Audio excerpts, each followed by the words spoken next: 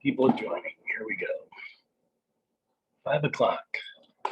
Welcome to the 5 o'clock weekly chat, Friday, July 23rd, 2021. I'm Dave.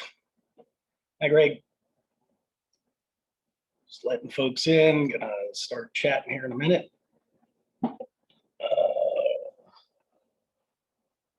Talking about getting ready for the next event. We got time, we have the place. Looks like it's pretty well etched in stone, poured in concrete. We're going to the Hotel Elegante in Colorado Springs, Colorado. Wonderful again, because, well, hopefully we'll have rooms closer to the event room. But anyhow, a lot of walking involved if you don't have the rooms closer. So, but it was a nice place, and the temperature was mild. It wasn't scorching hot like Dallas, Texas. It's easier accessible, a lot more fun, a lot more to see out there in Colorado because if the weather's permitting. They got Red Rocks right down the street. They got the Garden of the Gods. They got Denver. They have Colorado. It's everywhere. So anyhow, getting ready for the event is just pretty much putting it on your calendar now. Having it put far ahead so that you can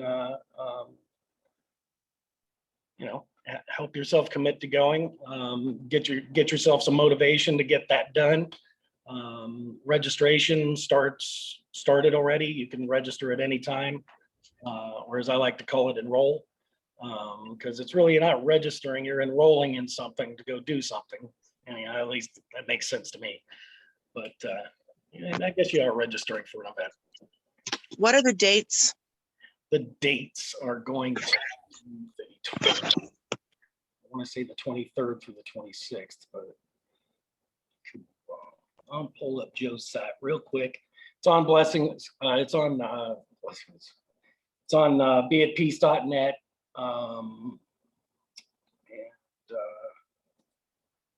Let's see here.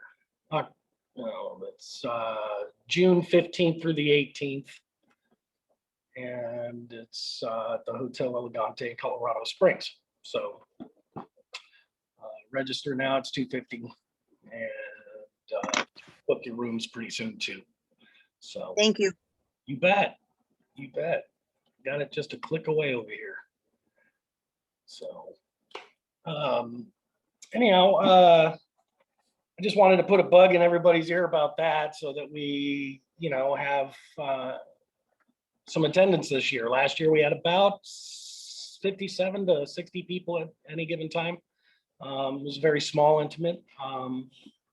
Of course, as the angel said, the more the merrier. The more masters we add to the boon, the better off the event turns out.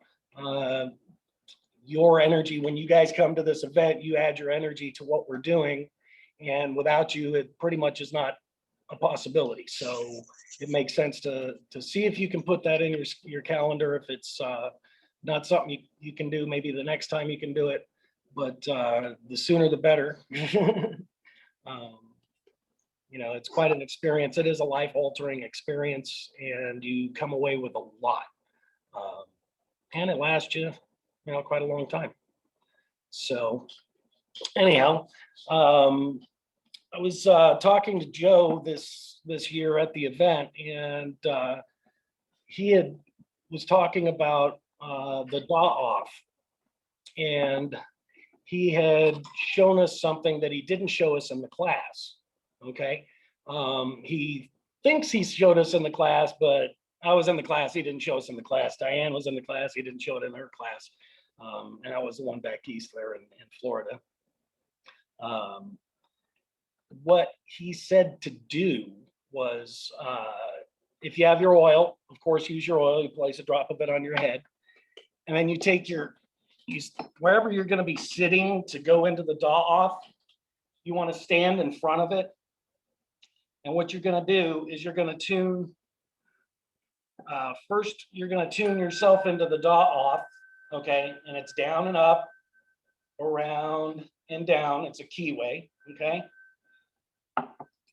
Then what you do is you take your selenite blade, it's got to be golden selenite, at least 7 inches long, and you cut a hole in the veil to the space that you were all the way to the floor, the space that you were going to sit. Okay. And then you take your tuning fork and you tune that line. Okay. Just tune it like that. It's real simple. Then you open up the veil and you sit down in your spot and then go into your, create your sphere and make it large and then walk into it and see how that works for you. This is a different technique that I think that we just simply, it just got forgotten in the first class. I don't think Joe did that on purpose, but he did mention it this year, and he did think that he had mentioned it in the class, but I don't remember it.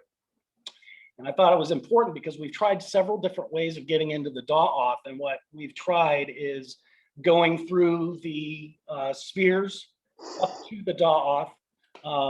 That is also a possibility. Some folks are using different kinds of oils to get them in a different vibration to get in there. There's different ways, but this particular one I thought might be a little more helpful, because what you're doing is you're taking your selenite blade and you're cutting through the veil, and then you're moving through the veil and going into the daw-off on the other side of the veil, which makes a lot of sense. So anyhow, I just thought it was important to at least get that on tape. I want to welcome Linda, Greg, Carol, and Lori. Thanks for joining me in the chat tonight. Welcome. I don't know how long it's going to go. I don't have a whole lot to talk about. There's different times of the year where there's kind of doldrums, where we get to work on what we're doing and stuff. Oh, I would like to announce Joe's tuning fork class. It's going to be in Colorado in October, and you're invited to go if you haven't taken the tuning fork class. It's if this is something that you'd like to add to your repertoire. It's a $300 course. It's over a weekend in Castle Rock, Colorado. Well worth it. If you don't have a set of forks, the forks are $180. If you already have a set of forks, bring them with you. So it'd be $485 for the, I'm sorry, I said 180 for the forks. They're 185 for the chakra forks. So if you were going to get the forks and the class, it would be $485, or just the class is $300. So anyhow, there's a couple really inexpensive hotels right close by. Ken's got a smaller place now, so he can't put everybody up like he used to, but it's real convenient stuff. Looked up some of the hotels, and it's anywhere from $59 or $57 up from there. So it's pretty affordable. Carol signed up to go. Hopefully she'll, I don't know what you're doing over there with the eyes there. That's cute. We got Carol's eyes and forehead. I think she's bored on the porch at her daughter's house. So don't know. Oh, out having a smoke. Okay, cool. So, I was talking about the daw-off thing. One of the things that Michael talked about early on I think year before last, when we started learning how to go into this thing, is he said, if you want to make a real change in the world, go into your daw-off as often as possible and gather up that creative energy and put it towards what you desire in the world around you. And, it sounds like a really big thing, and it is, and you can do it. So, it's like, if you can get into the daw-off, gather up this energy, even if you don't think you're in the daw-off, you're in there somewhere, and you're observing and absorbing this energy. And when you come out of it, you can use that to create whatever it is that you're setting out to do. So, it is an important feature that we have now. It's not something that we had a long time ago. I wish we had this in the beginning, because we could probably get it a little bit differently. But here we are. We got what we got. Oh, hey, my brother's coming in. All right. So anyhow, obviously I'm talking about the importance of going into the daw-off. So if you have the ability, the tuning fork is necessary to get into it. If you don't have one, there's $65 on angelicgate.com or beatpeace.net. They're readily available. And they're part of the Sephiroth set, which is, they have the names of the Tree of Life on that Sephiroth set. So it would be wise to have the entire set. Now, if you're looking at getting into this stuff and you're looking at the whole spectrum of everything that we got, because we've got like 5 sets of tuning forks. We got like, a few sets of oils, quite a few oils that we've gathered up over the years. It could be overwhelming and it looks to be very expensive. Just take little bites. The way I did it was I did one at a time. I didn't do it all at once because it was a lot easier for me to do it that way. Unless you have the availability, then by all means, do it all at once. Hi, Linda. How you doing? I'm doing. You're doing? Yeah. Thanks, Dave. I wonder if you could, yeah, because I am interested in the Daha and I do have the fork. Oh, okay, good. Is it possible to go over the procedure once again? Absolutely possible. Okay, Oh, so wonderful. Do you have a selenite blade by chance? I do not. Joe does have some available. I don't know how many he has. He has less than 20, but he has some available and I don't have any left. I've only got one for me. Not the knife. I've got selenite, but not the knife. It's got to be the golden selenite. Oh, The white stuff don't work. The golden Oh. stuff works, and it needs to be wrapped in jute like that. okay. And basically what you're doing is you can cut through the veil, is what I was demonstrating earlier on in the video. I'll go ahead and just demonstrate it again for you so that you know what I was talking about. What I was saying is you take your Daw-Off oil and you place a drop of it on your head, okay? Then you just go ahead and tune you're going to be standing in front of the place that you're sitting to do your Daw-Off, because you're going to be opening up something. You tune yourself in, which is down and up, around and down, okay? Uh-huh. Then you take your selenite blade, and where you're going to be sitting is you cut the veil down as far as you can reach, don't hurt yourself. And then you just take the tuning fork and you tune that line that you just cut. And real simple now, you just open it up and you sit down and you could go into your Daw-Off. You create your sphere and you make it large enough for you to go into, and then you just observe and absorb as normal. And it might help you. I felt a shift each time I did it. It's kind of cool. I felt it was kind of a different energy shift when I got into this chair. So Yeah. kind of made me a little giddy. Would this be advisable to do at your bed and lie Absolutely. down? Wherever you're going to be doing, if you're going to be laying down to go in the Daw-Off or sitting Yes. down somewhere, or, wherever, sure, just improvise, figure out, what works for you. If you're going to be laying down, just do it sideways and just crawl in. Right. It's a veil. So Cool. you can get creative with it, I guess. I don't, there's, it's not a real complicated thing, so that all you're doing is you're opening up the veil, you're opening up the space and going into it. And, that's something that we did. You can do the same thing in the Gate of Grace. It was a visit where Michael was talking about when we learned about the selenite blade. Might as well talk about that. If you have a Gate of Grace and a selenite blade, it has to be golden selenite, okay? And it needs to be at least 7 inches long. And this information is on angelicgate.com. Oh, So okay. you can look this up, and if you want, you could private message me and I'll get you the link to the visits and whatever you need. It's real easy to find. Anyhow, what Michael was it showed that- Joe to do is you go to the Gate of Grace and you enter from the east where the light comes in. And what you do is you just simply cut a line down cut the veil down all the way straight down, and then you just open it up and walk into the Gate of Grace, and then just be open to receive, okay? Right. And you may get messages, you may get whatever, you may get nothing like I get often. Sometimes I'm just standing there with myself. Sometimes I get ideas and inspirations. It all depends on what's going on with you at that time. Sure. So, Hey, Dave. but it's just another tool that you can use to get in. Yes, Greg, Hey, question. What was it that it has to be wrapped in again? jute, The hemp. jute. Okay. Jute Oh, is hemp. hemp Okay. string or hemp rope. Okay. It's a smaller, I just use this stuff. Okay. I just got it at the craft store. But I got this I have a like rock. probably I have a rock shop 19 near me years that I ago, can get all 18, that 19 stuff years at. ago. Yeah. Robbie had come across several hundred pounds of this stuff. They've sold a ton of it over the years. Oh, And well, at least, 300 or 400 pounds that I saw in the backyard. And then I went and redug it up for him about, Carol and I went and visited Joe in 15 or 16. And I dug up the rest of his selenite, and then him and Gabby went out. Well, I didn't dig up the rest of it. I went out there and got bit by a bunch of bugs and stuff, but I found where it was.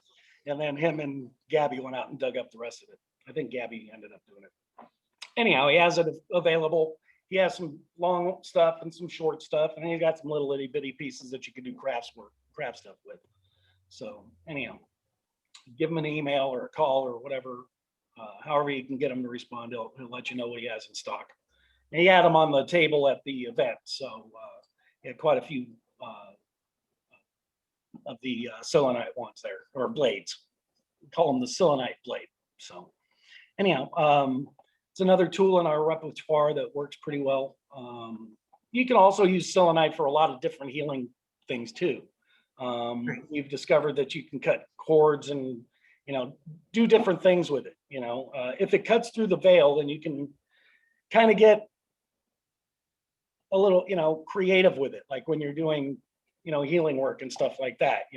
Cut through the veil and have them walk through and get on the table that way, so that I don't see where there wouldn't be a problem there when you have a table in the middle of a 21-foot gate, right, or a decent gate, and you just cut your way in and have the client lay down on the table. I don't see where that would be a problem at all. I think that might even benefit it. It might help both of you. You never know. So the cool thing is we could try different stuff and see what works. And if it does work, then keep going with it. If it doesn't work, then, get on to the next thing. None of it's a real big deal. But a lot of it's really effective. The gated grace is one of the most effective tools that we have, and anybody can use it. Anybody can set it up. The information on how to set one up is on angelicgate.com, as well as where to get the stones. If you don't have them near you, you can get them from me or get them from Joe, or there's other people that offer the gates too.